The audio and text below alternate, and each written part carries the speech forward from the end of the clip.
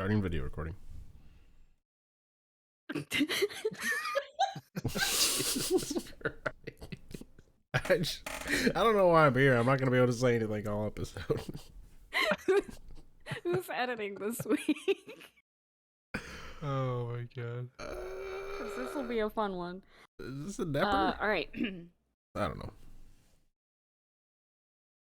Welcome, challengers, to Battleground of the Gods, a Smite podcast. I am your hostess with the mostest, Nevaeh03, and joining me today we have Fro Double G. What's up, everybody? And Riggs. I still don't know why I'm so yellow right now, but oh well. That's all right. I'm two beagles sitting on a futon. Depp is not here. Depp had a packed full weekend, apparently. My goodness. Can we speculate what Depp is doing right now? He's Based out off fishing? of last week's conversations, I feel like he has something to do with the porn industry right now. Yes. Doing something with that. I I didn't know how to describe the episode in the show notes when I was editing, but you guys had pretty interesting conversations. I'm so sorry that I missed chatting with Cabbages, but it was a fun episode to edit and listen to, so I learned a lot about the film industry. Yeah, as did we apparently too. But enough about the film industry. How were your Smite games this week? Let's start with Fro. Boy, did I play a lot of Smite. Yeah? Or what's the expression? I don't remember the expression. I rarely use it. I played a decent played amount so of Smite. much I was Smite. just I played so much Smite. Did you actually play so much Smite, or did you play so much Smite? Excuse me. I played a decent amount, but Okay, not like nice. not crazy. Just a little bit on Monday. I actually didn't do my Wednesday stream. Just busy. Had to take kid to the doctor, things like that. But I did play a few games with stuff. Nothing really notable. Just real average game this week. I'm not gonna lie. That's about all I get. Just pretty average game. Nothing really to speak about. So that's why I was trying to say, like, I played so much Smite. I mean, I did play like 6-7 games, but like they were just games. I would like to put a little disclaimer, by the way, at the beginning. For some reason, the way we hear Fro right now might be different than the way you guys hear Fro when this comes out. For some reason, right before we started recording, Fro's audio now sounds, in Discord at least, it sounds like when you press fast forward on like a VCR, and that's how we hear him. So we hear him like, and it's like, sometimes we can make out what he says, and sometimes we're just gonna have to like kind of nod and just be like, yeah, all right. It's honestly really difficult to not laugh because it's just so funny. It's honestly not as fast anymore for us, but it is still kind of like here and there for like the Yeah. So quality. So like sometimes Yeah. sometimes there will be like a slight delay, and then just all of a sudden it's like Discord is struggling to keep up with all the Smite games that Fro played this week. Yeah, you played too much Smite for Discord. Yeah, it's really kind of convenient that I played so much Smite, considering. But that's all really I have. So funny. Riggs, Oh my god. how are your games? They were okay, you know what I mean? Like I said, still been slamming some Slash. Yeah.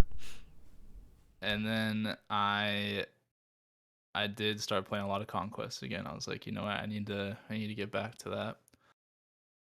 But when I did that, I decided, yeah, let's just not play anything that's relatively good in Conquest. So I played Arachne solo. You've been enjoying hard mode, apparently. Yeah, no, actually it was pretty fun. It was me and Trevor, and we were slamming some queues. And yeah, I went 8-2 on Arachne solo. That was cool. I went TP and Golden Blade and just kind of I played Farming Simulator for about 12 minutes, and Oh. then I was like 3 levels ahead of everybody on their team, and then I just kill people. It's pretty cool. Nice. And then it wasn't really cool when I decided like that worked. Let me try to play Jormungandr. That god still sucks.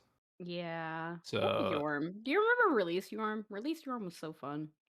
yeah, he used to be kind of cool. Well, I wouldn't say kind of cool. He was really annoying to play against, but But fun to play as, because he didn't yeah. suck. I took a page out of Nika's book and I ran the full damage Bastet solo. Gross. Yeah, I went 19 and 6. Gross.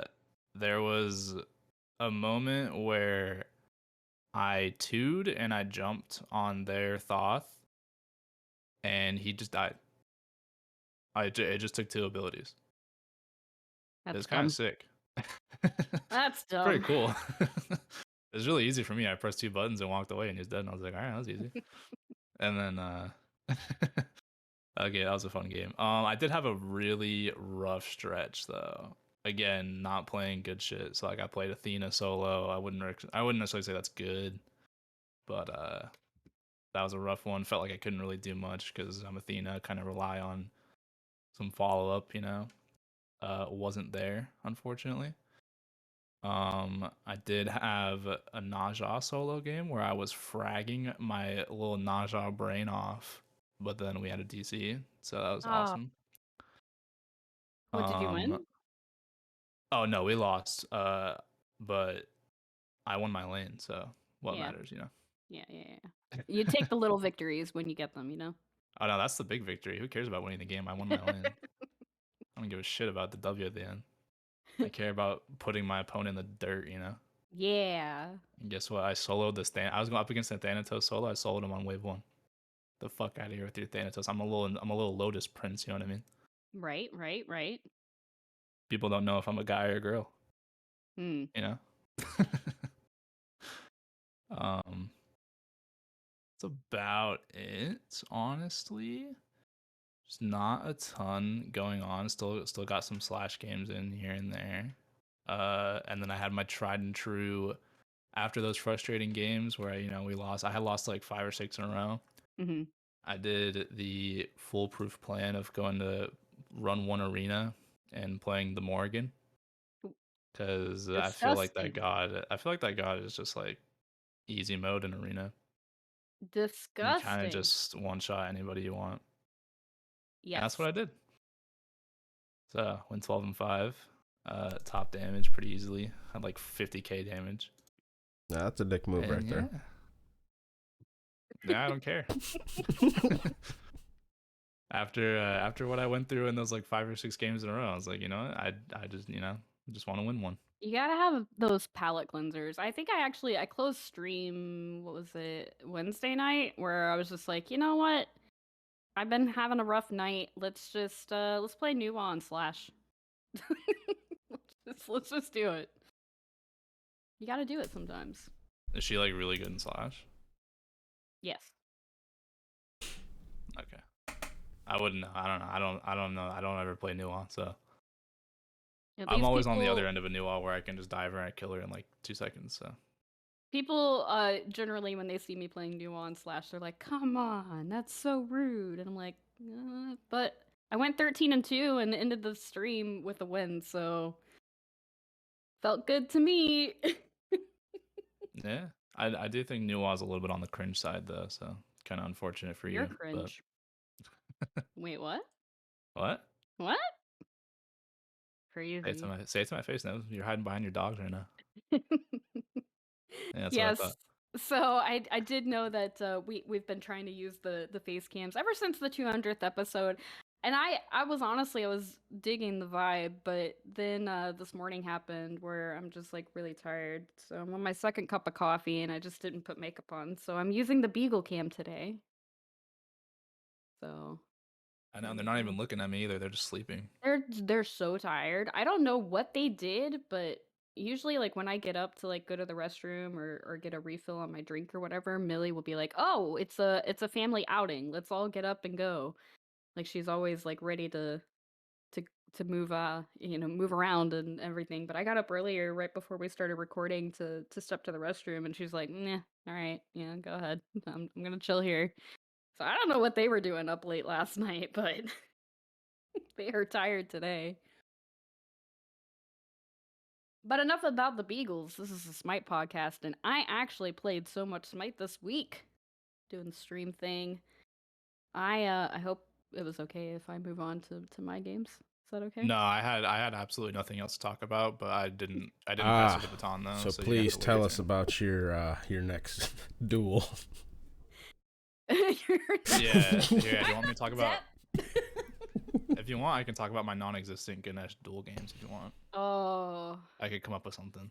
he's not even here to defend himself. So rude.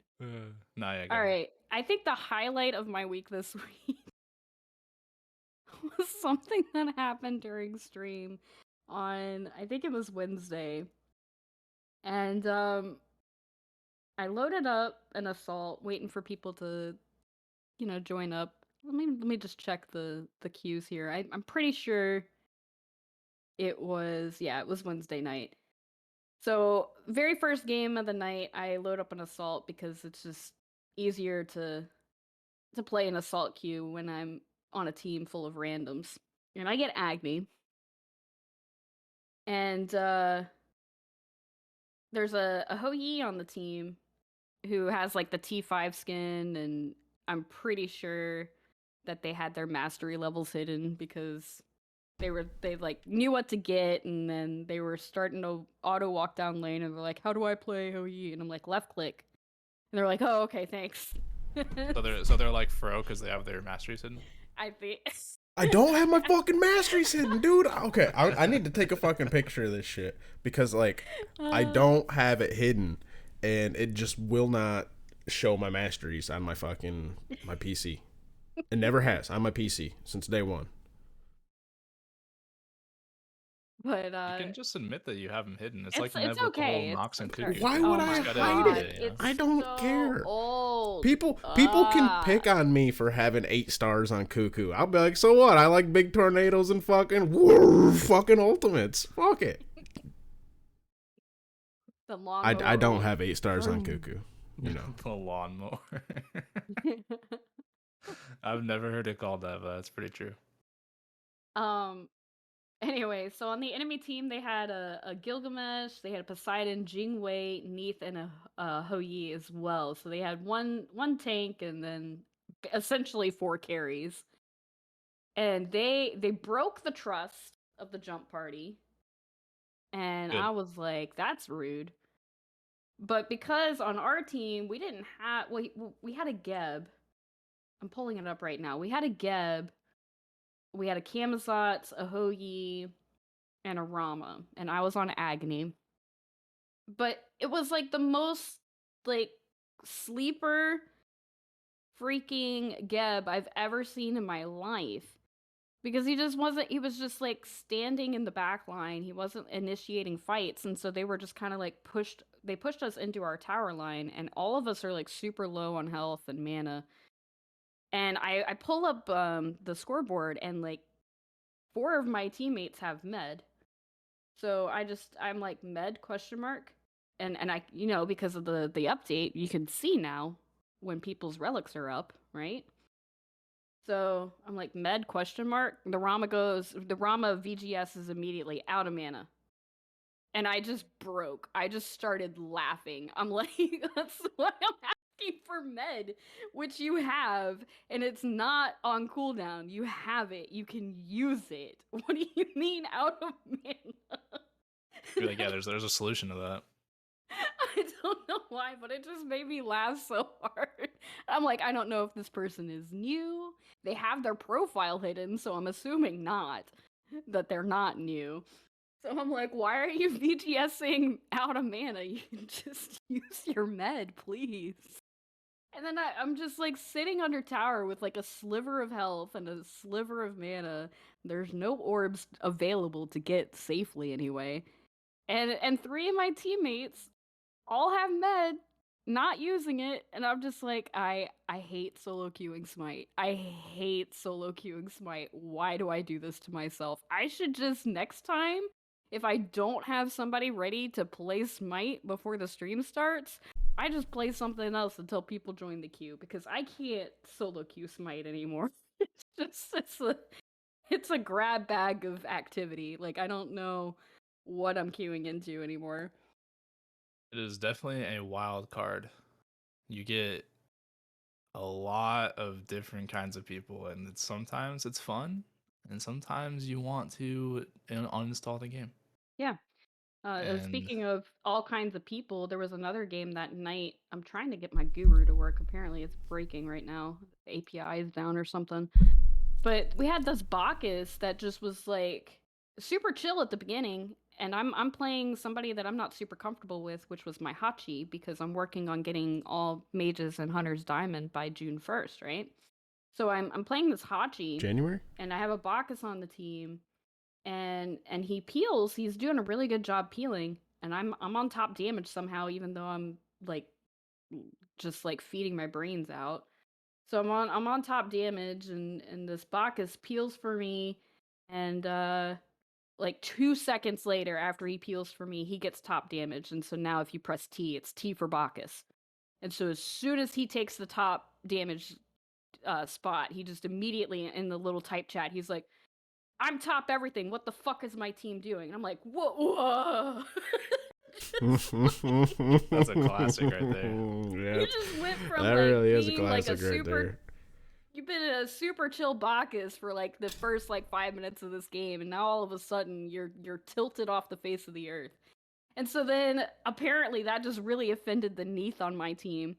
So she starts standing there and she's in the typing meta, and I'm like, Jesus Christ, people, calm down. It's freaking arena. I'm streaming. This is embarrassing. So I get on the little thing. I'm like, guys, chill. It's arena. It's not that deep. And then I just keep playing. And then I get top damage and we win the game in 18 minutes. So I don't know why the Bacchus and the Neath just all of a sudden decided that they wanted to be toxic assholes, but there you go. Speaking of streaming and chat, right? Yeah. It took me all of like 2 streams, maybe 3, if that, before I decided, no matter the size of the streamer you are, you should, even if you don't have a face cam, right? Just get a fucking photo, a thumbnail, your fucking Discord avatar hide pic, it. anything you can, and just slap that bitch right the fuck over chat.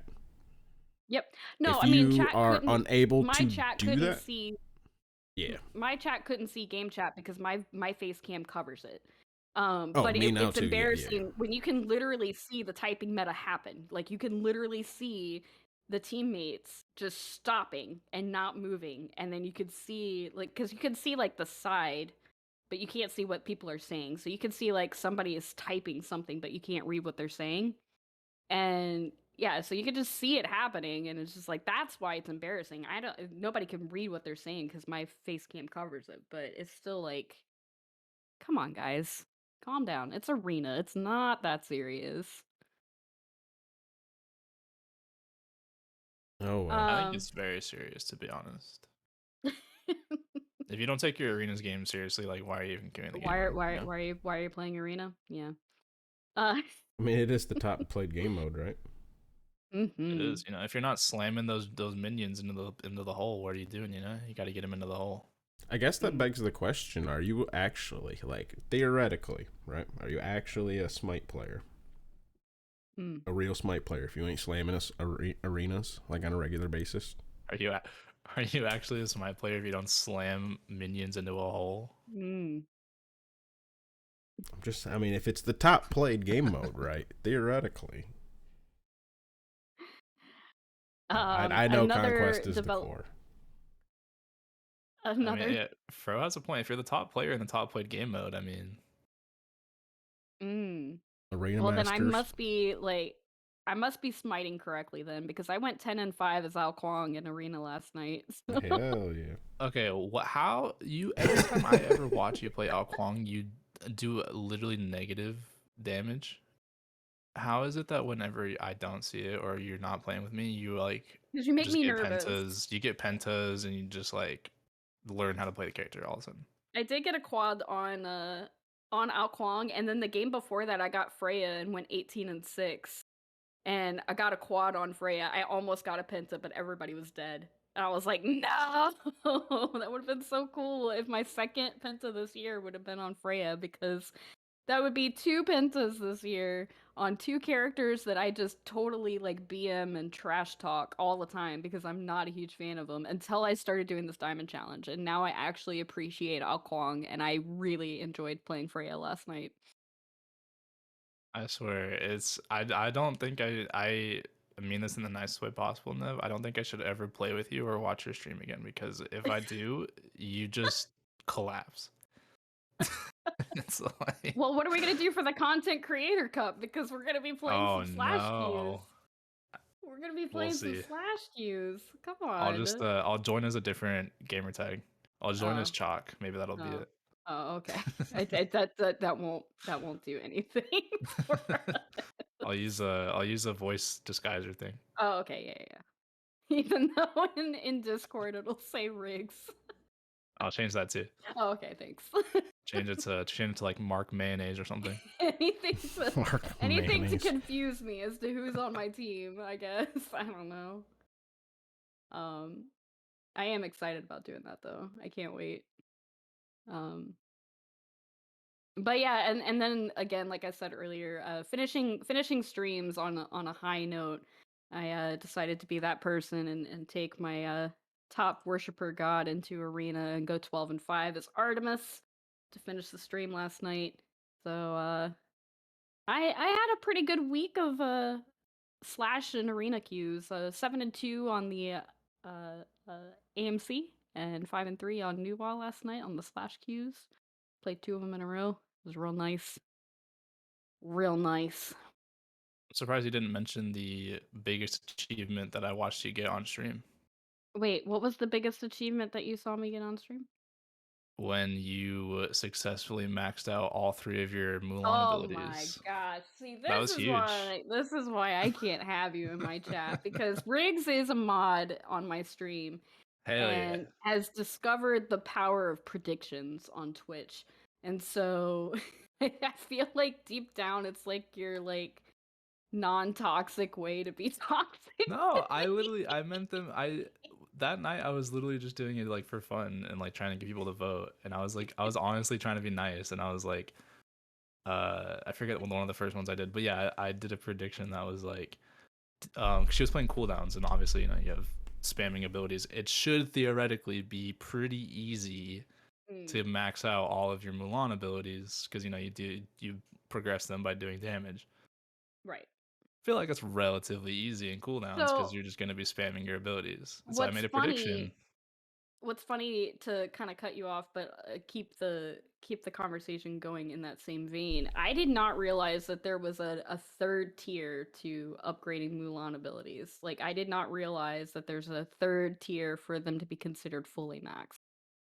And so when you were like that, I was like, oh yeah, no problem. And I was like, I did it. And you're like, nope, there's another tier. And I'm like, wait, what? Yeah, I remember that realization. You were like, what? This is easy. And you're like, And look, then I already have them done. And it was like a minute into the game. You're like, look, I'm right. I'm like, nah, you're not done yet. I was like, And wait guess a what? minute. Spoiler alert, you never finished that game with all 3 abilities maxed. Because I somehow. forgot to use my 2. I just was not using my 2 at all. Oh my gosh, that was really embarrassing. I felt like that was a very realistic goal. Wouldn't you agree, Fro? I mean, I kind of forgot that Mulan had 3 levels to her abilities. Well, yeah, to be fair, in Nev's defense, like I was saying too, it's like the third upgrade for her abilities is like the passive upgrade where you get like the movement speed or the power or whatever. So it's like you don't really feel it, kind of like not really. So it's kind of like, because you get like the extra like ability of the ability like in the second slot. So it's like you get the extra charge of the 2, you get the third hit of the 1, you get the hitting the walls on the second time leveling it up. Right. So that's when it feels like you have like the good ability, but yeah, there is a third tier to it. Yeah, no, I just totally Did not realize until that prediction challenge, and I was like, oh man. Well, and then the funny thing is, so you got Milan again, like a couple of games later, and you did manage to get it. I don't Yeah. remember how long it took you. I think it took you quite a while though. Quite a But you did while, get it. probably because I wasn't using my 2 again. I don't know. For some reason, I just don't. I know like the 2 is good. I just don't like using it. I prefer the 1. No prediction on I that don't know. game I'm though. weird. That's how that works out. No one predicted that one. Where you actually did get it all done. No one After watching started the that first time, they're poll. like, no way she does it. No way. I think one person voted yes. Oh shit. I thought I was setting you up for a layup. I was like, "There's no, it's you're in cooldowns. Like I do is like ult, and you level all 3 of them my up." But it's like, God. I'm sorry to disappoint you, Riggs. My God. yeah, you gotta, you know what? After this, you have to play Milan until you get a diamond. Oh God, no, because I still have to get a star on Anubis, and I'm still trying to do my own personal every hunter and mage diamond. And honestly, that is taking an eternity because, like, the ones I have left, I just don't enjoy playing, with the exception of Ao Kuang. I actually have been enjoying playing Ao Kuang, but I'll only play Ao Kuang if I'm in a full party because I don't want the randoms to judge me. I don't want the randoms to judge me. They're gonna judge Who me. cares? That's true. Who does care? I could Very just mute valid them. point. What's the worst that could happen? I miss a super important call out. I don't read those anyway. Yeah, Plus, but when you're you're a content creator. Who cares? You have more power over them. when you're not watching I'm rigs, just kidding. I even remember like to use my relics. Like it's crazy. So yeah, if you just want to like not watch my stream, I seem to play better when you're not watching. Yeah, I'll just unsub. I'll unfollow, and I'll just have nothing to do with you anymore. And then all of a sudden I'll see you in like 2 years in the SPL. That's what I said last night. Like I was hitting almost all my basic attacks on Hachi last night, and I was like, "Whoa, who is this person hitting all their basic attacks on a hunter? They should pick her up in the SPL." We'll see you in like 2 years of the SPL. You'll just be, you won't even be in the studio. It'll just be like Dylan in the little camera. Yeah, the land days, I just bring the dogs. Yeah, They the dogs sit play there. for you. They might do better than me anyway. But yeah, that about does it for my week. Now, I did as I said before, I edited last week and I heard you guys wanted to talk about Shiva, and then just things just got so busy and so chatty that you guys didn't get to talk about Shiva. So, Riggs, would you like to break down Shiva and talk a little bit about Shiva? I would like to get your guys' opinions first. Okay, well, I've played 1 game of Shiva total, and it was in cooldowns runneth over, so... Well, playing against it, like, I do what are see... your impressions? I do see Shiva a lot. Like, usually on the enemy team. I know Rado has been playing a lot of Shiva. He helped in the queues last night and played, I think, like 2 or 3 games in a row as Shiva. So, the ultimate, I feel like, lasts way too long. Like, way too long. 6 seconds is an eternity in Smite time, so... Yeah, his ult's pretty good. I do like the double dash mechanic. I do like that. That's pretty neat.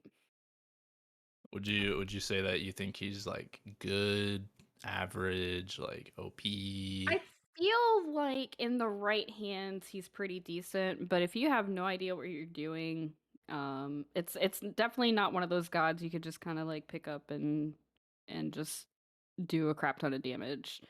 I've been easily able to shut down a few Shivas in my arenas and my slashes, but then there have been some Shivas that have just been I don't know if it's like their build or their play style, but incredibly difficult to kill. So I'd say middle of the path here. So I think What about Fro? I've also played 1 game of Shiva personally, but I've had Shiva on my team a decent amount and played against him a fuck ton. Mm-hmm. I feel like, excuse me, I don't know for sure, obviously, because I've only played the 1 game. And I understand like his abilities, and I read the abilities, and I went into jungle practice and fucked around with that a little bit, like stuff, and I did. I don't remember all what his passive does, and I feel like that's probably where the Shivas who are stomping people are coming in, is the passive, because I know it has a lot to do with either like giving healing. I know one aspect's more defensive and one's more aggressive. Right. That probably explains why some of them seem like they're fucking unkillable. Well, they'll literally go in and fucking like seem unkillable or go in and like kill half the back line. It's like, hold up. He just did this, now he's doing this. Well, the build hasn't changed. What's going on? And like I'm seeing somewhat consistent item amongst the different Shivas. So that's just personally where I think like he's pretty good, but I feel like the great Shivas out there are working around that passive, which it's a lot to read for one game and one jungle practice to remember. So Well, we can review the passive. I have it pulled up. Shiva cycles between the states of bliss and destruction by dealing damage to enemy gods with attacks and abilities. Each state provides benefits to himself and allies or hindrances to enemies. On switching between states, Shiva's non-ultimate ability cooldowns are reduced by 2 seconds.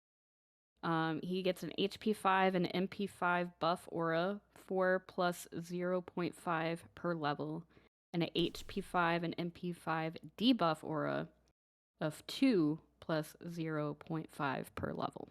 That's his passive. so it's not actually like damage or pots does or it say anything. how you get it in the wordings? I don't think it does it? It says based off of attacks and abilities, dealing damage to enemy gods with attacks and abilities. Yeah, And you can see it starting to cycle. So like the more attacks you do, you can see that meter filling up on your passive meter. And then one side is going to be your destruction and one side is going to be your bliss. So kind of think about like hell. But his abilities also do different things depending. Well, I know at least one of them does. They all do. Okay, so it is all. So it is like his. Okay. Mm-hmm. So I was misunderstanding. It's not the actual passive. It's a passive inside of every single ability. Right. There's no such thing as power creep. What? Emblazoned Sweep, his bliss does it gives movement speed buff to your allies, and in the destruction it'll give a protection reduction debuff on your enemies that pass that firewall. Does more damage, yeah. And then the allies will gain an attack speed buff if the energy passes through them. That's the bliss stance. Mm-hmm. Destruction, enemies will suffer an attack speed debuff if energy passes through them. The 3 and that's bliss, how he's killing the hunters. Yeah, exactly. Bliss allies in the aura gain a block stack, while Shiva gains up to 3 after leaving. And then the destruction, enemies in the aura suffer a constant damage. Okay, so this is how is like the big one. This is how he's killing and surviving. Like right here. This is it. Exactly. This is it. This is explaining everything I need to know. This is with your 3. You get 2 passes with your 3. So think about that. When you're in your destruction stance of your passive, you're also dealing constant damage in your 3 while you're doing those 2 passes. That's how he's doing it, and that's how he's surviving. And then the alt, I do understand the difference. I don't know if the passive comes into play while doing that, but I do know the 3 different ones. No, one's like heal, one's damage, and one's buff the other 2. Or one's heal, one's damage and heal, one's reduce damage and heal, but buffs the next one.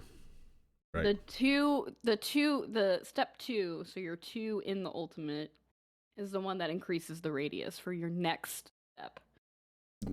I think you want to lead with your step 2, increase that radius, and then do your 1 or your 3. Yeah. So yeah, I think that the passive right there and how the passive inside each ability, however you want to word it. The passive inside the passive inside the passive. Right. Power creep. What? Yeah, I think that explains it all to me right there. That's how he's killing the back line. And that's how people are able to dive with him or get the fuck out with him. It all makes perfect sense. That's it. So, I'm going to stick with my original statement, except for now, instead of it being like my personal theory, I'm going to go with that's my actual fucking, what's it, hypothesis or thesis? I don't know what the terms. I'm dumb. Also, I'm gonna assume you guys can understand me a little better now too, as A we're little, able. you're A little still, bit, yeah. Still a little. We're working. still a We're little working there. fast-forwardy. You know. So let me pose a question to you two fine people.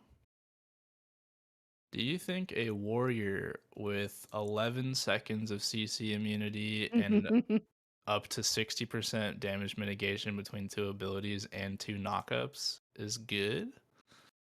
You forgot to Well, it mention must be how so good that that's why they're nerfing him. So. well. I also heard Nev mention he has movement speed and prot shred in there too, and attack speed reduction. You didn't bring those up. That's Yes. true, yeah. Yeah. Well, He- I'm those are like the passives of the abilities. I'm kind of just leaning more towards just he Oh, will okay. always These are have constants. up to 11. Yeah. Not conditional extra bullshit. Gotcha. Yeah, no, conditional. No, you're right. Yeah, like you guys have mentioned, his ult 6 seconds of CC immunity, just always. His 3, the little dash. If you stay in the first part of the dash, you can stay up there to 5 seconds, and you get 5 seconds of CC immunity in that. So you can have up to 11 seconds with this guy. With a conditional I just want to insert here that they are planning on nerfing Shiva in the 9.3 patch to the Emblazoned Sweep ability and then his ultimate. So with Emblazoned Sweep, they're going to decrease the knock-up and pull height from 3.75 to 2.5 units and decrease the fire damage scaling from 10% to 5% per tick. And in the ultimate, they're going to decrease the knock-up height from... wait. Is that the ultimate? Demuro's Tempo? No, that's his 2. That's his 2. I'm sorry. His 2 is also going to see a decreased knock-up height from 300 to 225. But that's pretty much it. So now knowing that, this is basically the only nerf. Is that I don't think that's gonna really change like how the passive is interacting, that CC immunity and the ultimate, the healing. I mean, the healing is kind of negotiable, but it's really just like that CC immunity and playing around with that passive and knowing when to go in and when you need to be backlining and all of that. I don't think this nerf is really going to do too much. Maybe on the fire damage scaling, on the Emblazoned Sweep. See, but I think the biggest you- nerf is the 2 knock-up height. Yeah, that's really But good. everything else I feel But like also, is negligible. I think if you start by nerfing what generally makes him pretty good, right, without putting him into the ground, right? Mm-hmm. Like we mentioned earlier, the passive really seems to be where it turns into a monster, right? So if we just keep him at okay state base level, right, and that's what they appear to be doing. Like, let's nerf some of the stuff that's making it so anyone can just dominate, regardless of working around the passive. Let's bring that down a little bit, and then we can start focusing, or they can start focusing on what parts in the passive needs to be toned down specifically. I don't really know if they'd want to change the CC immunity of the ult. I know that's the big one everyone's going to want to go to, is the length and the duration of that. But that's like whole ass animation changes for that whole entire duration. Right. And those are Right. usually the last course they ever go to. So the ultimate lasts so long just because like changing your steps also takes a while. Like the actual like lead up between you can't jam them as quickly as you can, like let's say Raijin ult, right? Yeah, it's not because a Raijin Raijin ult, the beats are really quick. You can do those really quick. But with Shiva, it's a whole animation in between each step. So that's why it feels like it takes forever to do the ultimate. Well, yeah, because you don't actually fire it. It fires itself every 1.5 seconds. You just pick the next one that's gonna happen. In that 6 second duration, you get, what is it, 5 total, because it's the initial step and then one every 1.5, right? It's a 6 second ult, and if it's 1.5 seconds, then it's just 4 times. Yeah, right. But you get the initial one of firing the ult, right? Do you? I don't think you do. So technically nothing even happens for the first second and a half of entering the ult. I think it's just the CC immunity. Yeah, no, yeah, nothing would happen because You just gives you for it time to to you set happen up four for the next step. times. Okay. Yeah, So for Right. it to so happen it is four times, only it'd have to 4. start So the it's first one would have to 4. be at 1.5. Yeah, it's 4 ticks of damage or whatever. So it's not like the damage or anything's crazy there. It's purely just the CC immunity, and it's kind of like it's like the reverse of a shock, right? Where it's like, well, I guess kind of the same as shock. It's like, well, if you aren't have anything threatening, and all you're doing is dancing around with CC immunity with little damage that's not going off very often. You know, the heals aren't doing much. So I don't know. I can see working around the ult a little bit, but I don't really find it too necessarily a problem. Besides the duration, which isn't really a feasible change. Right. So I'll give my full thoughts, right? Because I guess I've been deemed as like the warrior guy. You are the warrior main. What are you I do have it. I talking do have about? every warrior diamond. So Yeah, I think that right there except for is Shiva. the deeming of yourself there, Riggs. Yeah. I didn't think he was that good. I thought he was annoying, mostly just because the two knockups, they're more annoying than like good, I would say. At least like towards the beginning. And I thought he'd kind of be in a similar place as Vamana, where his ult is so bloated and has so many things going for it that the rest of his abilities are kind of meh. Like I thought he'd be like a better Vamana, because Vamana they keep on changing the ult and buffing the ult and doing stuff to the ult, but the rest of his abilities are kind of like whatever, you know. It's a And I very thought fair Shiva would be comparison, just like a Riggs, better honestly. version of that. Yeah, that's a very very fair comparison. Except for Vamana ult's duration can be tweaked with a lot easier. Yeah, but like a lot of stuff, like his ult has like a fucking paragraph of what's going on in it. You know what I mean? Like it's very Both of them easily do. his best ability. I thought he was gonna be like that at first, but the more and more I've played against him more than I have played as him. I played him a couple games. I went into jungle practice for like 2 hours and like fucked around with him. A really long time to be in jungle practice. Yeah, I do that because I never really play the new gods when they come out. I usually wait and see kind of like what happens with them, even if it's a warrior, a assassin, or a tank or whatever. Like gods I like playing, I typically wait a little bit just to see Will you kind of just where they admit end you up. hate magicals? Like What? that's all you got to say. You're like, assassin or warrior, whatever. Well, I like tanks. I'm not saying I don't like tanks. No matter the god that comes out, I usually wait a little bit to see kind of, because I don't like playing a god that like is insane, because they're obviously not going to stay like that. So it's not really a good representation of what the god like actually does if their numbers are just insane or they do way too much at launch. But I am under the impression now, from what I've done, what I've played against, what I've done as Shiva, I think this god is fucking nuts, dude. Like I said, you can Yeah. get. I think his 3 is probably his best ability, I and love his 3. I would like to see them. First off, I think his cooldowns are too low I for a could agree with warrior, that. Yeah. Well, hold up here. especially Hold up. like Are his cooldowns too low, or is passive giving him fucking 2-second reduction and everything when he switches That's between true them? too. That's true too. I Is think that his too cooldowns much? are just too low, because you don't really the passive. It takes a little bit for that passive to kick in, so I don't. Okay, I I mean, don't that's know. not doesn't You help. you clearly with but- 2 hours of jungle practice have much more experience than Ev and I combined on this god. And you wonder why we're looking to you for the warrior advice when you're like, I don't really know much on it. I've only been observing him under a microscope for 4 hours today. Well, because examining the meta, doing the math, crunching some numbers. because the way you get the passive is by doing damage, right? You guys know that. So it's like Right. it does take a while to be able to get. You Because fucking it's say half you each- know half that, of the Riggs. circle. You taught me that 20 minutes ago, bitch. What? You say, you're like, yeah, this is how the passive works. You know that. No, bitch, you taught me 20 minutes ago. No, well, you guys were talking about it earlier. Well, I know it now. Yeah, it takes a while to fill up. I mean, obviously, if you're hitting a lot of people, then it'll go faster. But yeah, if you're like, I'm coming at this as like you're playing him in solo, or you're playing him in like slash where you're maybe not necessarily 5v5 fighting all the time. Maybe it's like 2v2, 3v3, but his passive I think takes a little bit to go. So I'm not too worried about the 2-second thing. I think it's probably unnecessary, but I would say more so his base. Like his base, right? If you want to compare it to somebody, so his 1 is a 12-second cooldown. You're probably going to build cooldown, so that's going to go down to like 8. That's fair. Meanwhile, you have somebody like Bologna, right?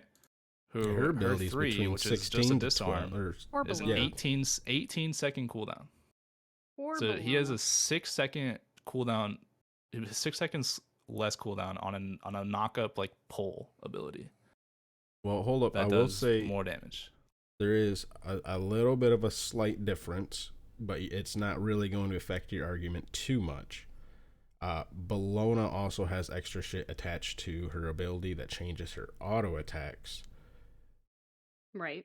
But okay, Osiris I think that's has really an 11-second cooldown. I was going to say it doesn't really matter too terribly much though, Riggs, because you know. Erlang like I said, Shen 2, 16-second ability that just pins and does damage. Oh no, yeah, Field. His Mink form's 18. It goes 18 down to like what is it, 13 or something like that. Like it starts off a crazy long time on Erlang. The Mink stance. Erlang, his pin's a 16-second cooldown regardless. Right, no, but his Mink, it's 18 down to like 14. Well, yeah, his Mink goes down, but his Mink 12, is good, but though. The same thing. Well, that's fair. I'm trying to pull like abilities from other warriors that have a single CC attached to it that is kind of their main-ish damage or like one of their main damaging abilities, right? Like Achilles 1 is a 14-second cooldown with a lesser version of a CC, I'd say. So I would prefer to see that go up to like 15.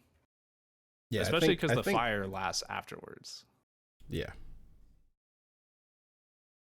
But I think that's also where using Bologna also kind of helps to credit your argument a little bit. That's why I say I don't think discredits it too much, because her has a little bit of longer ones because it has the extra stuff afterwards. But this also does 2 with the fire, right? Yeah. So well, I guess no. The 1's the knock up. The 2 is the fire, right? No. The one is the fire, like the little fire circle. That's the one I'm talking about. It's a 12. Is that the one that knocks them up though? Yeah, that's the one that knocks them up. It like knocks them up and like pulls them too. Yeah. Right. It's like right. Okay. Yeah. It's all in one. Just reconfirming again. One game. Yeah. So I mean, I think with the fact that it sticks around behind, it also does kind of lean credence to you a little bit, or credence to you a little bit that like maybe it probably should definitely have a higher base in the first place, to like a 14 to like 16-second area. Yeah, I think that's my biggest issue with this is I think his cooldowns are too low for what they do and what they provide, as well as the fact that he is like an ability-based warrior, I'd say. So it's like you're already going to be building cooldown on him. So that's really not even a 12-second cooldown. It's more like an 8-second cooldown, because you're going to have at least 30% typically is what you'd build, maybe 40. So it's like that's really not even a true 12-second cooldown. It's more like an 8-9-second cooldown. Yeah, I think it's very fair to say that 20% on a warrior's almost a given. Like 20%, I'd say that's like a breastplate. Pretty much so a fucking requirement. Right, yeah, you're picking up a pred win or a breastplate, but you're getting 20% easily. Fuck, nowadays some people are even picking up Jotuns. I don't know about your Conquest games, but I've seen a lot of fucking warriors outside of Conquest picking it up. So I mean, yeah, like you said, I think 20% is a like bare minimum, so definitely a fair assumption they're gonna have that, and pretty early. I would say that I think that's probably my biggest complaint is his cooldowns. I think he is gonna be really good though, and I think it's really cool that we're getting a new warrior. I'm not trying to sound too complainy because we're finally fucking getting a new warrior. It's been about time, yeah. Riggs is trying to take. I don't know. The last time I tried to get excited for you, you judged me for getting excited for you. Said that I was trying to claim warriors or something. So whatever. The sad thing is though, is like it sucks because every warrior that comes out, or at least like in recent memory, is they usually, I mean, they do the thing where they release them pretty strong, which is fun.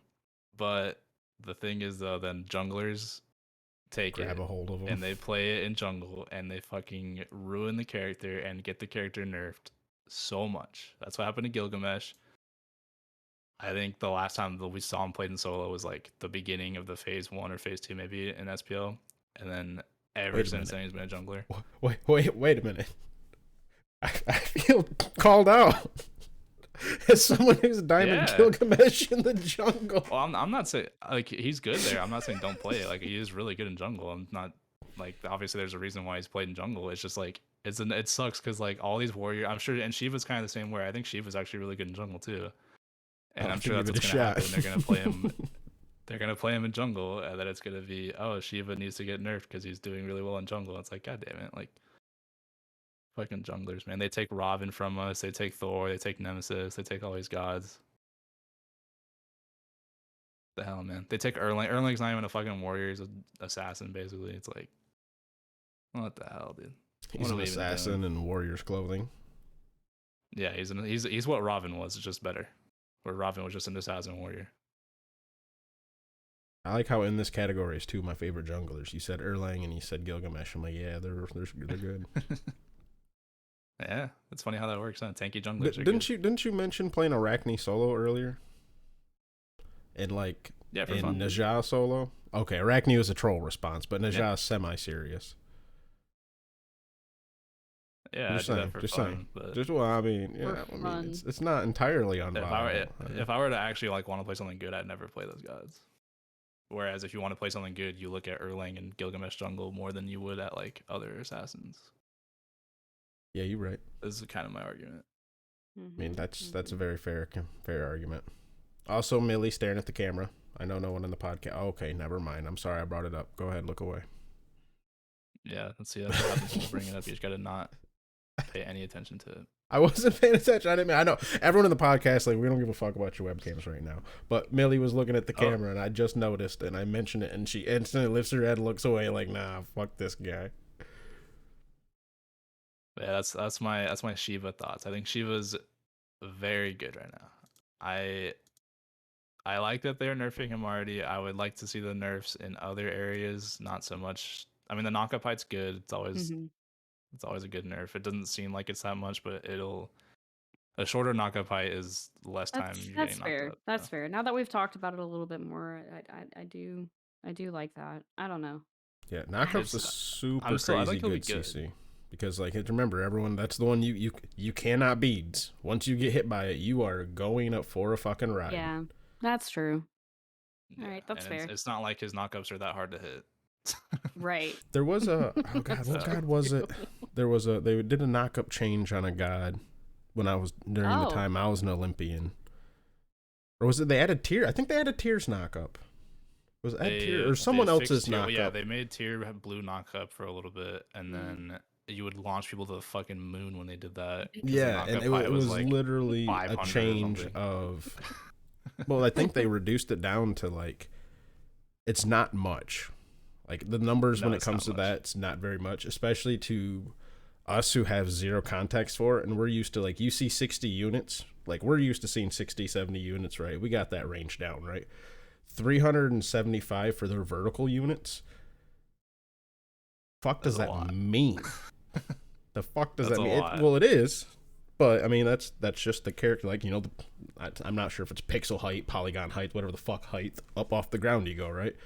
But it's like the actual context and scale of that is hard to actually like read. Like it's definitely one of those you got to feel it and see it a lot more. And I remember because it came up during that because a lot of people were bitching about the numbers. Like this isn't relevant really, or they'd hear it and they wouldn't think it's much of a change because it's just one of the ones like you got to feel it. You can't contextualize it very well. Hard. Yeah, it's hard to contextualize it without seeing it in game because I think that's one of those visual changes you have to see it and you're like you can notice it when you see it, but just reading a text saying it, it's like what? Right. Like one of my favorites is Poseidon back in the day. It's like a relatively recent change too, where his ult, the Kraken would knock people up too high, so his one would go underneath them and not do any damage. You had to, I remember time that. it. I remember that. That led me being very frustrated with Poseidon, and I'm still not a very big fan of him. That's one of my classic. like memories is like the knockup height. If anyone talks about knockup height, I remember the Poseidon one because that's like the most famous one I think. Where you would, it's like your own combo. Like yeah, like I want to follow up on my own CC and I can't even follow up on my own CC. I have to wait. Right. Yeah, no, I remember that.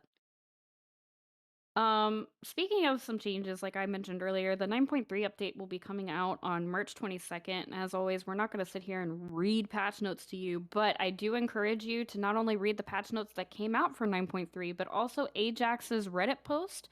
I could put both of those into our Smite channel in the Discord. Ajax touched on a couple of things that the community seemed to be very vocal about, as far as some nerfs and buffs to certain gods, as well as different items, including berserkers, which they have ensured berserkers will not be able to be purchased by hunters, so we don't have to worry about that nonsense again. So thank goodness.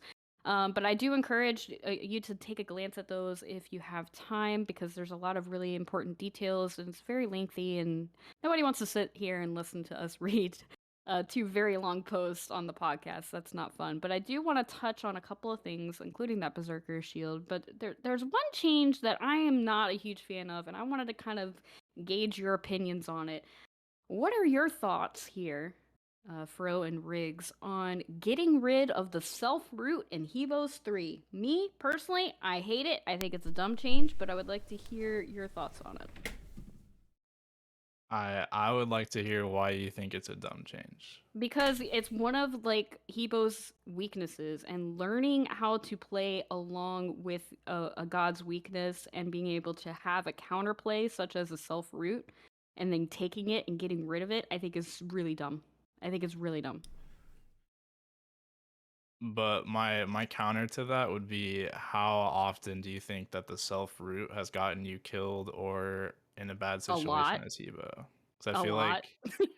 I feel like you're playing Hebo, you don't have an escape anyways. I don't think that the Yes, self you root do. is You like. have an escape by using your 2 or your ultimate. So what happens? Oh yeah, like you're ult, but if you're ulting out, like you know what I mean. Yeah, you just turn and you ult away, but you can also use that as as an aggressive thing as well as a defensive thing.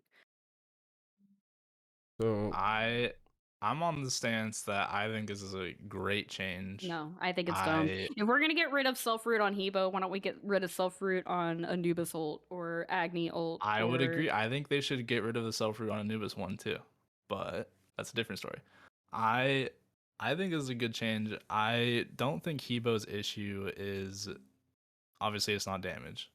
I think his issue is not damage. Well, it will be. I think damage. his issue is probably base damage and the meta.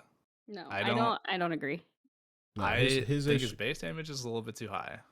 Yeah, let me, But if I may throw in my opinion here on the change. I first off don't really give a fuck about Hebo. I just really don't. And I'm usually all for whatever most fun for the game, right? And every god. I find the root on Hebos 3 unfun to play as. While yes, it is a good thing to counterplay against, I don't find removing it that big of a problem if we obviously are probably going to need to adjust some damage numbers behind it. Well, so they are. That's one of the things that they did address. So originally, the 9.3 patch was just like, oh yeah, we're just getting rid of the self root in Hebos 3. And everybody's like, Nani? And there was like no damage change or anything. So they are, Ajax did post that on the Reddit post, saying that, okay, all right, we hear you. We will reduce some of the damage number on the 3. I have it pulled up here. Where'd it go? They are going to take away some of the damage in the 3. There it is. Power scaling is going from 75% to 65%, so they're taking away 10% power scaling. So they did realize that, yeah, we should probably take away some damage in that 3 if we're going to get rid of the self root. However, I think one of the things that I enjoy about Smite is, like I said, learning the weaknesses as well as the strengths of every god. And taking away one of Hebo's weaknesses, I don't agree with. I feel like we're making the game easier by doing that. I would still say that, because I was gonna say earlier that I think Hebo's problem is like his base damage, whether it's base damage or scaling. I think one of those needs to get touched, and then I would say it's more so not even Hebo. I think it's other gods, Because Hebo's like a high risk, high reward god, right? Like kind of like Anubis, kind of like those Right. other But if you're immobile taking mages. away one of the risks, which is the self root in his 3, I that's wouldn't my issue. I wouldn't even call that a risk. I'd call the risk though the other gods in the game, because the other mages in the game now do the same amount of damage as Hebo, but from further away and way safer. So why would you ever pick Hebo? Because he gets People are outclassed by a still lot of other picking and mages. banning him in game modes like Duel, so or Joust, even. Yeah, but the game's not balanced around that. The game's I balanced around know it's not Conquest. balanced around Conquest. I know, but now we're gonna make that is a the fair Hebo point, jungle Nev. a thing He's going to again. be pretty crazy in that. He is. Like, I think that is something we do got to admit. other game I never modes. thought about that, but that he is going to be a lot more monstrous than your Joust and Duels. Like he's especially. already pretty confidently going to be banned in your Duels. Now even more so when the self root is taken away. But if he was already getting banned, then why does it matter? Because if you forget to ban him, or if you think something else is more important to ban, now you have to worry about him being there anymore. I don't know. I think it's dumb. Yeah, I mean, all right. I was gonna say let's compare it to like when we got rid of the stun in X-Ball's ult, but that's not at all the same. I do miss the stun in X-Ball ult, and you can tell like the OG Smite players when they still stop during Still every X-Ball once ult. in a while, not very often. You still do the stop? It's just every so often you just like pause during X-Ball. You're like, oh man, I can't see. I gotta stop.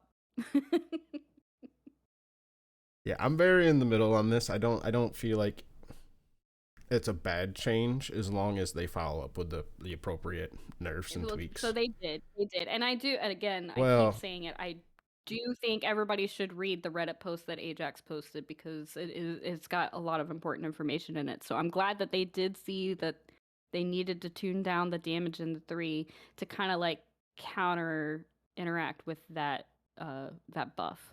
So and someone did bring it up on Twitter, and Black Eye Smite mentioned about the animations about it, because like you mentioned, why not Anubis? Anubis is firmly leaning forward, feet planted in a forward stance. Hebo right, but if we get rid of the self root, then he's just like he's like a mini Fafnir. Yeah, he's just walking around like it would be a whole new animation. So that is another. We brought up animation changes earlier, and that's what Black Eye brought up. Wait, but that's not. What you should do is you keep the animation, but still get rid of the self root, and it's like a T-pose Lotus. Or Locust, Plague, or whatever. Just like T-posing. Just T-posing. But even Ajax, he brought that up, and I'm not sure if he brings it up in the Reddit thread, because I haven't read it, or the Reddit post, but he brought it up in the Olympian Discord, talking to Black Eye, specifically responding to him there, saying how it is more than just those simple animation changes, but that is definitely a factor in it, but it's not the only factor by any means. I don't know. So there is that too. I don't know. I'm torn. As long as I think you're torn. They might have to do Riggs even further nerfs after this. I believe probably. I think it's a good change. I think quality of life change is always welcome, and I think it's a really good quality of life change. I don't even like. I think his 2 might need really a little that nerf big of a after this. deal. I don't. It's think his really escapability. That's what it is. It's his escapability. He's going to be harder to kill after this, and that's what Nev's arguing. It's awesome, but he was already so easy to dive and kill anyway. So it's like is really removing, because the animation takes what, like half a second to go off. Is really removing a half-second self root, like I guess we'll see. Maybe this is one of those things that it seems different on paper than in actual play. So I guess we'll see. I personally have not played PTS this go around, because all these changes that are in the Reddit thread are not going to be on PTS. They're just going to put them into the live client when the patch drops. So personally, I really don't even feel like playing this PTS, because everything in this PTS is not going to be on live client, if that makes sense. So to be fair, that's part of the reason they do the PTS, though. So they can... Right, but they did all these changes before PTS even dropped. That's my issue. Like, okay, you heard the community before PTS even dropped, but you're not going to put the changes in this Reddit thread into PTS because you just dropped PTS. You see what I'm saying? Like, I don't know, whatever. They could my opinions are invalid. They could use it as confirmation, or what is it, affirmation data. Right. Where it's like, well, okay, well, But yep, you can't definitely. have affirmation data on something that's not even going to be in the PTS client. Well, Yeah, I think it is a that's what weird way to go what about they're it. saying is, yeah, that's what I'm saying. Like, they go in there and like they're not adding the nerf to Hebos, right? And they still see Hebo with a crazy damage. Like, okay, obviously he needed to be nerfed. No worries. This was appropriate that we did add this change to the live client going forward. Like, even though it wasn't in PTS, we can see the results showed that we needed to do something, which we are doing, even though it wasn't in PTS. You know what I'm saying? Right. Fair. So that's what I meant. I don't know the actual term for it. But that was about all that I wanted to touch on about the 9.3 patch notes. I know you guys said you didn't really have time to read the Reddit thread, but was there anything that came out this week related to 9.3 that you wanted to touch on? Or I'll let Fro go because I have a pretty big one. The only one I got is probably keep your ears open for some Bot G, like Patreon game nights with all the custom changes, because that might be a lot more doable and something we're going to be pushing for a lot more. Exactly. Excuse me, sorry. I know Nev does cooldowns on Sundays a lot because that's one of her favorite game modes. One of my favorite game modes. One of the people I play with quite often's favorite game modes. So I think that'll probably easily transition to Patreon games or just viewer games, Discord games, whatever the fuck, in-houses, whatever the fuck you want to call it. Keep your ears open, pay attention in the Discord. I did say before these changes were announced, like back when I was running for Olympian, like one of the things I wanted to do or at least bring to the table, which I'm sure have been talked about for many years, at least since the first year of Olympians, was to get these custom map changes, just because it makes it more interesting for content creators, such as ourselves. But I have been saying since, for at least the past several months, if they did add these changes to the custom maps, that I would like to do a kind of like a community tournament, either through BotG or through my personal channel, maybe even both. So be on the lookout for some cooldowns run at the over tournament play in the next coming months or so. Yeah, I'd say probably the easiest way would just be combine the forces. Oh, you know what you could do too is you could improve upon cooldowns, and you can make it to where you can trade picks too. Yeah, and it's also, what's also really cool is that they are doing like SPL and scrim formats as well, so it'll make it really easy for the Smite leagues to be able to set up scrims and do their league matches, so that's really nice.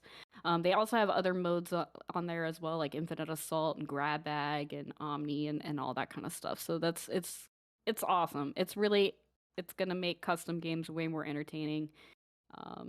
I can't wait. One of my favorites, I think it'd be a really interesting tournament type, like you mentioned, having like a little community tournament. I think the enemy pick type would be a really interesting way to go about it. Where you can pick, and I know, I believe it was Hatmaster said that he was gonna do, because he's been kind of doing some tournaments on his channel for on and off for a little while here. He did mention that he wants to do like a duel tournament where you pick your enemy god. Yeah. So that would be really cool to see. They had and we could definitely do that for 5v5 modes as well. They had that game mode once. I don't know if it's still around. I didn't know about it, right? Yes. And I know which well, one you're talking about. I knew about it, but I didn't quite understand the assignment, right? Right. And I'm like, oh, I'm gonna give this guy a Ratatasker, right? Yep. Because I thought Rat was shit because I never ran into a good Rat. This is before they did all his it was like season 3. Like he was not very good. I'm like, hell yeah, give this guy Ratatasker. Like, I understand. You got a trash god. He gave me Kepri in a duel. Yep. And I'm like, oh, fuck me. Like, as soon as it loaded up, I'm like, no, he wins. He wins. He won the mental. He won the mental. He won this game. It was in duel, right? Yeah. Yeah, it was a 1v1. Yeah. I think I remember that because I think it's always like, it was always guardians against each other. It was like someone would pick like a shit guardian against a shit guardian. You just do nothing for like 20 minutes. So one time I loaded and I did not even realize you could pick your enemy god. So I gave them like something super OP. No. And I was like, take this AMC, you shitter. And then they load and I'm like, wait, this isn't what I picked. And I'm like, oh shit. Take this Hebo with no self root, you idiot. Fuck you. Moving on. So yeah, that is a huge change. Riggs, was there a different change that you wanted to talk about coming up in the 9.3 patch? There's two of them, which I think, um, one of them's kind of like a quick one. I think it is interesting that they are making it to where you can now only buy one glyph. Yes, and And they said, honestly, I don't know why they didn't do that originally. yeah, they said that it's not necessarily for the ones that are currently in the game, but it's more so like just for future plan, like future Right. proofing. So Right. we obviously know they're gonna add more, which is kind of exciting to see what they add. That's kind of like my little one. My big one is the Serqet Yes. and Fenrir discussion. I was hoping somebody would bring it up. So this has also been another one of those conversations throughout the community, especially on Twitter, that people have been very vocal about, is changing how Fenrir and Serqet will be working. I'm not so upset about the Serqet change. Kind of scaling down her damage a little bit to make her a little bit more viable in the support role. I'm a fan with. The more vocal people seem to be more upset about the Fenrir change. Do you want to talk about that? Well, let's talk about the Serqet one first, because I play probably more Serqet than Fenrir, but I I don't know how I feel about it, because it's like, on one hand, I get their argument where it's like they want the classes that are designed for that role to be the best in that role, but they Right. don't want to eliminate cross class stuff like that. Like, they don't want you to not be able to play assassins. They just don't want assassins to be like the top of the class, you know? Exactly. And I get that and I agree with that. But at this point, because they've done this so many times with Serqet already, I think Serqet more than Fenrir, they've done it so many times where they change how our passive works, they change scaling, they change base damage, they change other things, and it's, again, now we're doing another big one where it's like, all they're doing is nerfing the base damage and buffing the scaling, which is like, it's cool, but at a certain point, you need base that, like, assassins need base damage as well as scaling. You can't just have one or the other. You need both. Well, Sure, it's your also scaling should probably be a little bit higher because you're going to be incentivized to build damage, but it's like, to me, it's like, at a certain point, like, where does this god fit now? Because I don't think that she's gonna be good in jungle, really, like, well, Well, outside of comp. yeah, I mean, she's also mostly been favoring the support role anyway for quite some time. I'm not usually one to point fingers at high res, right, and be like, you clearly made a mistake. But and granted, these are older gods too, and they haven't really been doing this as bad. But you gave an assassin 2 hard CCs. Of course, they're going to be looked at to be put in a support role. You give anybody 2 hard CCs, and somebody is going to start thinking about putting some fucking defense on the motherfucker. That's just how that works, you know. Yeah. Like, Well, and if you look at the assassins who get picked up to get put into protection. the support role, a lot of times you got Fenrir stunning his ult, right? Which, you know, his ult's very, very good for supporty type shit. Stun's very useful. Serqet, she's got her taunt / madness, right? And then you got her ult.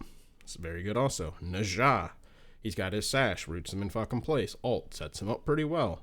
Like, I think those are like the 3 big assassins that usually come to mind to me when it comes to like being turned into supports, right? Mm-hmm. All have multiple hard CCs, not just soft CCs, hard CCs. Granted, they do usually have extra shit attached to their kit too. On top of that, it's just gonna happen, and they're gonna put themselves in an awkward spot where they're either gonna do too much damage and they're too good at being tanky and doing damage, or they're not gonna do enough damage and they're gonna suck at trying to do damage, and they're gonna be forced to be only tanky. Like, there's just it's almost like a warrior situation, except for warriors aren't given this much hard CC for a reason. Yeah.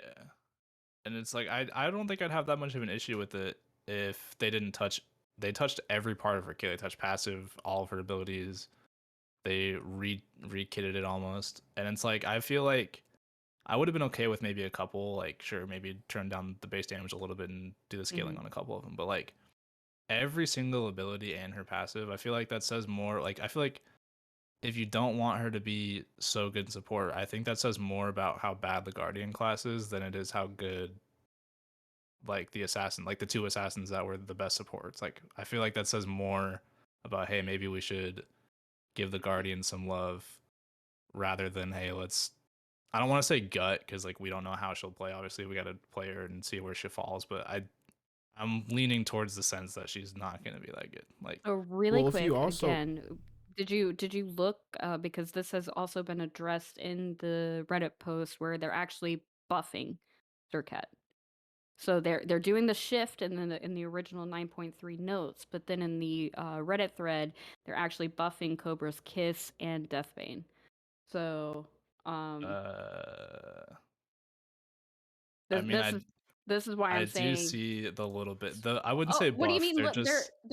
They're increasing the power scaling on Cobra's Kiss, and um they're I wouldn't. only slightly nerfing Yeah, I would Deathbane say I wouldn't versus say off that of one's what's a on the buff. 9.3.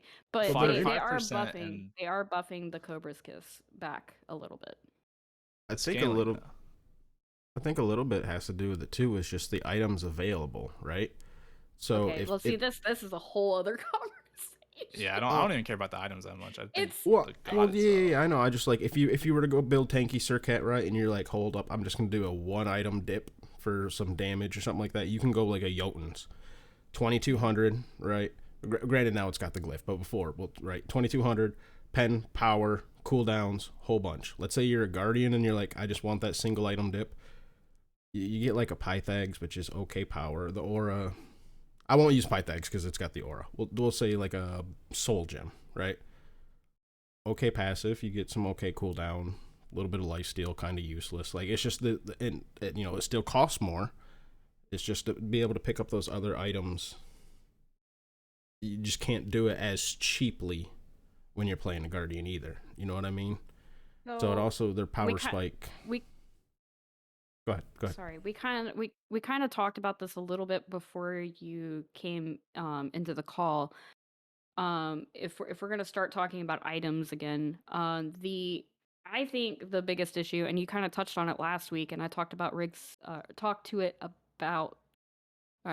Riggs about it before There we you go. started recording. Oh my gosh, I promise I talk good. um, we talked about it. It's not, you can change like how items work. You can change like the power or the scaling or the defense or the prots or whatever. That's all well and good, but really I think what it all boils down to is that they really need to look at the economy of Smite in general and really think about how the cost goes into buffs and nerfs as well. Like you guys talked about it a little bit last week. I remember because I was the one who edited it. I listened to you guys talk about how the cost should also be kind of figured in, and items that like we were talking about this beforehand. Zhonghui. If you're buying the same exact items on Zhonghui, it doesn't matter if you're in mid or solo. You're going to be able to get those items quicker in mid because, like you said last week, you're going to be able to get more experience because of the location of all the different camps in the farm, the rotations and everything like that, versus in solo lane where, oh my god, my jungler is mad at me because I'm going to go after these back harpies that he hasn't touched this entire game, but now he wants them now. I think the economy of Smite needs to be relooked at. I think they need to really start thinking again about the cost of the items and maybe nerf or buff the cost of the items No, accordingly. I definitely agree with you because even if you remove the game mode, like remove conquest and just put it into builds, right? If you look at a hybrid physical build for support, a hybrid physical support build, right, like Serqet or fucking Fenrir, and then a hybrid magical support build, like I don't pick someone who's more of a hybrid-y support. I can't think of, like, let's say you want to go Yorm support. I don't fucking know. I just pick somebody, right? Not your traditional. You're paying less on the assassin who comes online earlier and power spikes with items usually a lot better. And a lot of it has to do with cost. Right. I mean, granted, you'll have some very comparable items, right? Like, if let's say you both pick up a sovereignty, obviously that's going to cost the same to you. But then you also do got to factor in like that's just the economy part of it, and I don't know. It is, I think, part of the problem, and I definitely agree with you. Because the meta is always going to change, obviously, but we also need to think about the economy of Smite in itself, um, throughout not like once a season, but maybe a few times a season, because things are going to shift. If you're constantly changing like the prots or the damage on an item, but you're not looking at the cost of it, I mean, Yeah, I don't we're all coupon shoppers in Smite, dude. We got to get the best bang for our buck. know. Dude, you're not And wrong. I You're did not like wrong. I did like what Depp mentioned last week about how, they did it right with the starter items. Like you can't buy the starter item, or you can't upgrade the starter item until you hit a certain cap. Maybe we need to do that with glyph items. I don't know. No? No, they're not. Glyph items are not worth that much. They're not that good. Like they're good, but they're not worth waiting until you're level 20. I think glyph they're items costly. probably play into the They're meta 600 pretty gold. well. No, like I'm thinking like Rada Tahuti specifically. Like just getting Rada Tahuti is like what, 2600? Yeah, then the you have glyph's to only get 600. right, but you still have to get Rada Tahuti before you can get the glyph. So that's Yeah, you were gonna build that anyways. 3200 gold. I think the glyphs play into the economy pretty well, honestly. Right, that's what I'm saying. Like I don't think we need to necessarily put a level lock on them, because it's kind of like it's one of those like early investments. Like I am going to be down an item to get a little bit of an extra passive, because that's all the glyph does is give you an additional passive. Whereas someone else going for raw power pen. Yeah. I agreed with I had the same stance until I realized that the glyphs were just an additional passive. So I'm like, okay, it's 600 for a passive. That's somewhat that's not that bad, I think. Personally, I think it plays in, and I think it's very nice. I apologize. You don't gotta apologize for having opinions. That's all we do. Yes, I do. My opinions are dumb. Remember, Nev, there is nothing more adult than be able to change your opinion when being presented with new information or perspective. And literally think, like, every listener items. out there, that is 100% true. One of the most adult things you can do. I still think some of the normal items, the cost needs to be looked at. That's my whole point. Right. I think the base cost, because if you look at things. I think Tahuti was probably the worst example you could have brought up in your own defense, Nev, just because at full cost it's 32. If we look at like Jotuns that cost less than a Heartseeker's fully upgraded, right? That's pretty good. But on the same hand, then you could also, they're close enough in price where you could just outright compare them. So, Also, don't want to be that guy, but Tahuti's also 3,000, not 2,600. So it's 3,600 to get the glyph. That's right. I'm sorry. I was thinking about when yonder ago. Yeah. See, that's the only time they play with the prices. It's a drastic amount, and only when they add huge changes. When it's like, a lot of these could just be overhauled by up 100, down 100. Right. Exactly. Exactly. And is it just me, or does it feel like season 9? Like I know I haven't really been playing a lot of, and by not playing a lot of Conquest, I haven't played any Conquest in season 9. But in my non-Conquest modes, I feel like they've been going real quick. I don't know what it is about Speedy Gonzalez season 9, but oh my god, I have not had a game last longer than like 25 minutes. And I think honestly, I had like maybe like one or two that lasted about 30 minutes, and they were a struggle. Yeah, I would say honestly, like most of my games, like if it gets to 30 minutes, it's like a holy fuck. Someone's playing like an idiot, so I can go. Yeah, and I'm not entirely opposed to that, because if I want a longer game, I'll play Conquest. If I want 20 to 25-minute game, I'll play non-Conquest. But some of them have been 15-minute games. It's like, oh. Mm-hmm. I think like my average Slash game is about like 20 minutes. It's like, it's nice though, honestly, because I can knock out a few games every night. Yeah, night of streaming, you can get like fucking 8 Slash games out, no problem. Yeah, I've been enjoying it, but definitely they've been going quicker. I agree. We should do a whole episode one day just talking about items.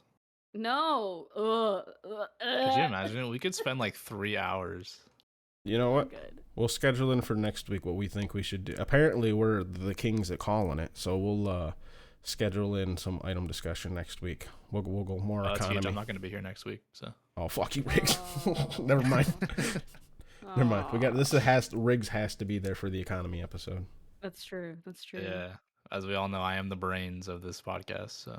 Exactly. Okay. All right, so you're the brain. How about some of the I heart of spent the 2 hours in podcast, jungle Nev? practice, all right? I think that really that's fair. basically covers the 9.3 patch. I understand your frustration, but it kind of goes back into the conversation we were having earlier, Riggs. It's like when I was mentioning, oh, this Hebo buff is gonna be detrimental to my Joust games. Well, we don't balance around Joust. We balance around Conquest. So is your frustration with the Fenrir and the Serqet change because you don't want them to be hard locked in support? You want to see them in jungle again? You want to play them in other modes? Like what's your frustration with the Serqet and Fenrir change? I would say I like playing them in support. I mean, I think they should be able to play multiple roles. I think it's more so, I don't think it's necessarily the best way to go about. I do agree that there is an issue. I don't think that classes that weren't designed to play that role, I don't think gods in those classes should be the best in that role. I think like support, for example, is what this one is about. I think most guardians should be the best for support. I I agree. don't think So Serqet and Fenrir should be. I don't buy that. The way about going about it, I think, is where I have an issue. I don't think the way to go about it is to nerf/change. I'm gonna call it a nerf. I think it is gonna be a nerf. I don't think the best way to go about it is to nerf every part of Serqet's kit. I think the best way to go about it would be to help guardians out. that's what we need to talk about then. And how do we help guardians? Do we buff their items? Do we buff them individually? Like how can we help guardians? Because yeah, Remove I assassin's would like to see capability more to build the guardians in hammer that tree. role. If assassins can't build the hammer tree, I think that'll help out a lot. Yeah, for real. I mean, honestly, kind of serious, because look at Runeforge. That's Blackthorn. Like every item in that tree has been abused by assassins to turn into used in support role for the most part. I think like Frostbound's like the only exception, but even then, I'm sure if you go back far enough, I'm okay with them using it to flex into solo a little bit, right? Because I think the Guardian flex or the Assassin flex into solos more acceptable, but to abuse those to flex over into support and still be really supporty and damage dealing, like everyone's been killed by a fucking Serqet or Fenrir with a Runeforge lately. I'm sure you've seen it. Yes. You know, and that goes back to the economy because they can build that for. Yep. Okay. As long as we're all on the same 24. page. here, Cheaper let's than the go. Guardian can build Gaia, and it does 24. more So for them. frustrating. It's not cheaper than Gaia, but it's still pretty cheap. Runeforge is 24. Gaia's 24. Okay, Gaia's 22.50. I lied. Yeah, Gaia's 22. I All lied. right, whoever I is was- editing this week should name this title in this economy because we've been talking a lot about the economy of Smite. Well, I think it's an issue that needs to be addressed, like you said. I mean, No, I you agree. brought it up, and it's just a very valid thing. And honestly, now that we've brought it up, a lot of the problems we keep talking about could turn around and be used as a main factor, basically. Balancing point. Yeah. All right. Well, I think we've talked our listeners' ears off about the Smite economy for quite some time here. We can move on over to our new community corner. We'll give you guys a couple weeks to think about this and answer in the Discord. Brought to us by Coffin. What god should we try to force into a meta in a role? That's very topical for the conversation we've been having today. Ironically, I picked this before we went on this whole tangent. It's actually really funny. So Coffin goes on to say, all of us in the Discord band together and constantly play this god in Conquest. Everyone will submit their god and why and why, and the host vote on one, and we spam it in all of our queues. Okay, so it's a And multi-level community corner. yep. I So you guys actually post had your an answer. idea kinda We'll like read it and this. we'll vote. We'll vote. But I will say this is the one time where I'll let people revive a dead meme just to meme on someone. And if you know, you know. You know. All right. I wanna ask a question really quick because I think this could be an interesting last little discussion, right? Mm-hmm. Because that reminds me of something I was talking to I think Trevor about. So you know how the past couple seasons, I'd say there's usually one god, maybe a couple, that they do a series of buffs, or maybe it's like a big rework or a big buff to a god that hasn't been played in like forever, right? Right. I feel like last season you could kind of make the argument that it was Milan, where Milan like got buffed and buffed and buffed and buffed, and finally she just, I don't even think she's like amazing, but she got buffed to the point where she literally could not be bad anymore. Yeah. I think I had a question like, what do you think that god is going to be this season? And I have an answer for you if you want. I'm gonna step away and think about that. So I'm gonna let Fro go first. I feel like I would just definitely have to look up the Smite popularity and like win rate of gods. That's the easiest way to tell. Look for a low win rate. I could give you a couple. Semi-popular god, or because they'd want to bring them up, or you look for a god that's like incredibly unpopular for basically unknown reasons, and then one that gets that's also got a low win rate is usually what they look at. Because if you have certain gods that's like it's understandable if certain gods like Set's unpopular, right? Because he has more of a complex kit, so it's like, okay, maybe he has a lower, not I say unpopular, but play rate, while also having a more complex kit, so it's understandable why his win rates might go down. But if it's someone like a Ra, for instance, it's like, okay, well, Ra, his popularity is fading. It shouldn't be, and he has an incredibly low win rate and has for the past 2 years. You know what I mean? So that's what they kind of look at. So that's someone who would fit that category is my answer. My answer, I have a couple. I think the most reasonable one I think is going to be Scotty. I think they literally just gave her a whole bunch of shit to her. They gave her a brand new ult, or a huge thing to her ult, like 2 years ago. Not even. That was like 4 years ago. Was it? Where she could throw? That was like season 5, I think. Oh god, I am an old man in Smite terms, aren't I? Yeah. Old man. Let me sit back down in my fucking rocker. And if you probably play Scotty more than me and Fro. Do you remember when they changed her ult to Oh my be able to where you can like throw it?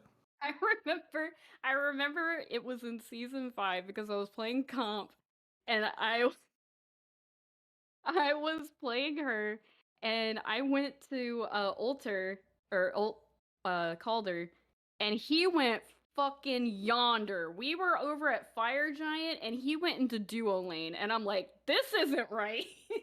Yep. Did I remember that get now. that right? Yeah, no, and I remember that. And this it was like mid patch, if I remember.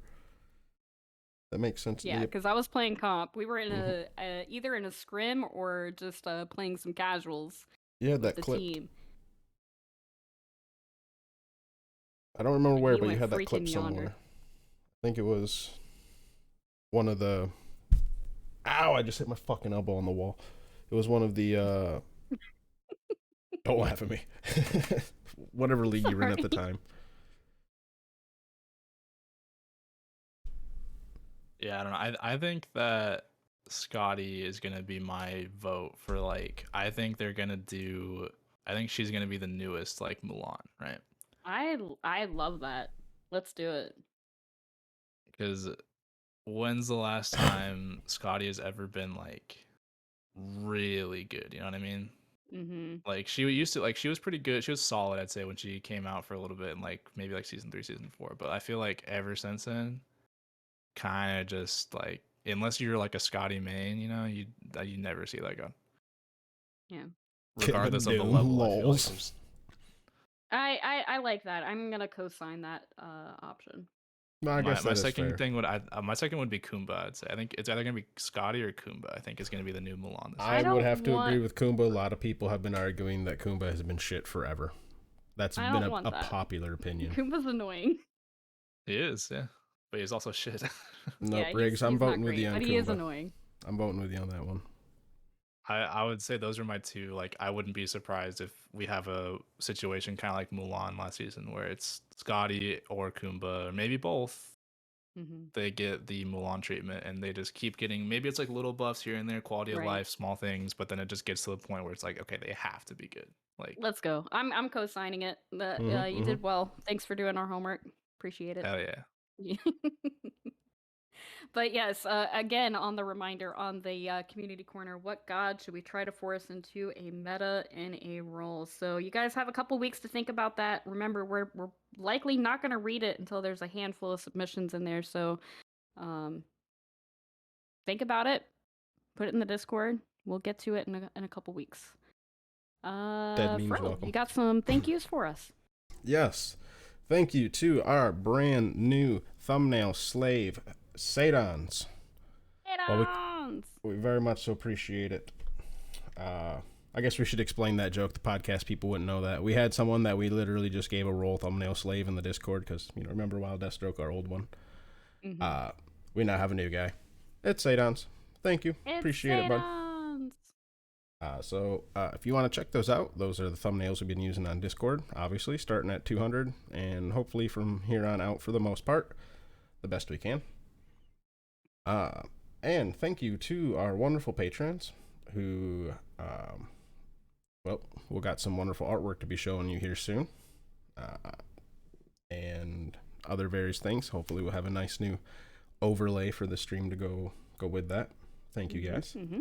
But thank you to Aereo Steel, Asbestos Dog, Weatherman, Jade Flagon, Baseball, Griff, Bombi, Danny Boy, Caveman, Neo, Coffin Monkey, Gilly, Snorlax, Weatherman, Adios, Sir Ember, K Brojo, Famous Freak, Stoffmeister, Backlash, Sadons, Lantern, Warlord Yo, Batskid, Echo Dunk, Doc, Otter Joe, Riggs, Dracon Prime, Glen Wiggle, Granite Boys, Camel Hoss, Void vs. Void, Enbright, Scion Gemini, Batman, Sandman, Aquasoft, Kilowatt Man, I'm a Hater, Colorado, and the Big Red. Thank you all very much. Fuck yeah, I nailed it that week. This week. You did it. You did it. Up until the end. You. This is for you. Wait, you also sound so much better, Fro. What the heck? Yeah, I don't know what realized. happened. Like an hour and a half in, you're finally not fast forwarding through everything you say. I channeled the power of the Patreon and community corner. Perfect. I just realized it, so I was like, wait, I can understand him. What? Yeah. I assumed I was got a little better just because the Discord. conversations have been more responsive, so I just went with it. Yeah. And Nev Just stopped Discord laughing at me, things, no so worries. yeah. Still mad shout outs to Discord anyway, because without them, I don't know how we would. I guess we would Skype. I don't know. Xbox party chats. Oh yes, let's go. Hit me in the Twitch chats or the Twitch groups or whatever they had. Oh my gosh, yeah. All right, well I think that about does it. Thanks for being here, and we'll see you on the other side of the cooldowns run at the overmap. Bye. Goodbye. Bye.